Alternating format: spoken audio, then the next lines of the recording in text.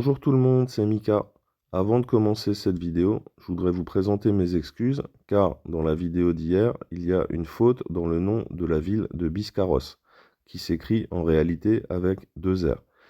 Je fais mon maximum pour que ce genre de choses n'arrive pas, mais cette fois-ci, je suis malheureusement passé au travers.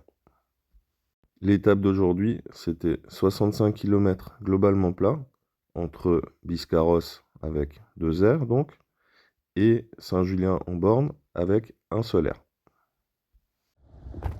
Ça a commencé par une très longue ligne droite de plusieurs kilomètres que j'ai dû négocier avec le vent de face.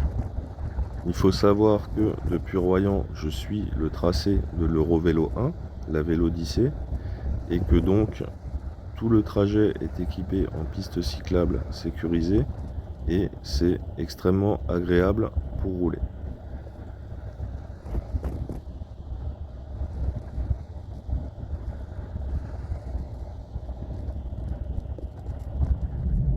Un peu plus loin, au niveau de Parentis-en-Born, il y a eu une section forestière assez sympa que je vous montre ici.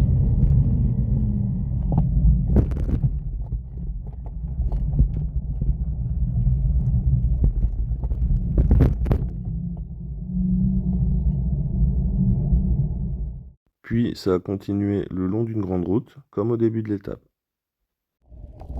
Je suis ensuite arrivé à Gast, où j'ai pu prendre quelques images sympas au bord du lac.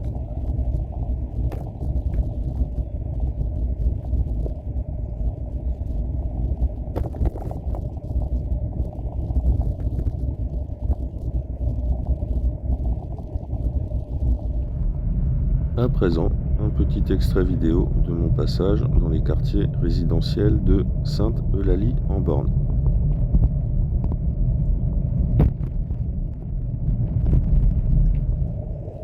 Et un autre le long de la grande route en direction de Mimizan.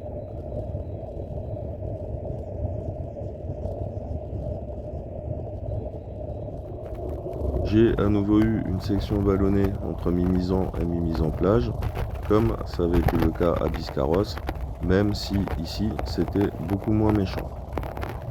Cette fois, je vous montre la vidéo de la descente qui, je dois le dire, était assez fun.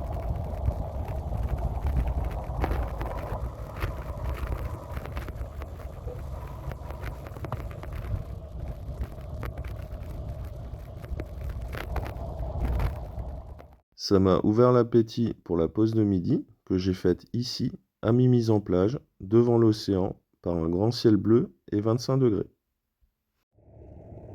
Après le repas, il y a eu la traversée de la forêt de Mimizan suivie de celle de Saint-Julien-en-Born qui a été très longue, à peu près 20 km.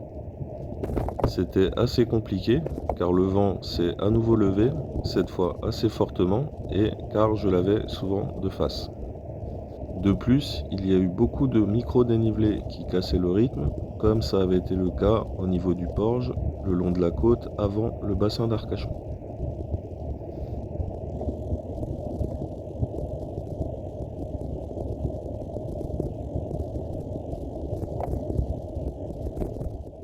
La section de forêt s'est terminée au niveau de Contis-les-Bains, où j'ai pu prendre une très belle photo du phare avant d'arriver dans le village.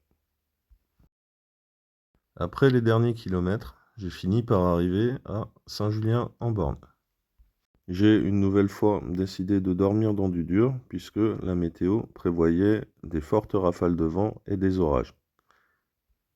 Et bien m'en a pris, puisque un peu plus de 2 heures après être arrivé, c'était totalement parti en cacahuète. Voilà, c'est tout pour aujourd'hui. Merci à tous d'avoir suivi cette vidéo, et à bientôt pour de nouvelles aventures.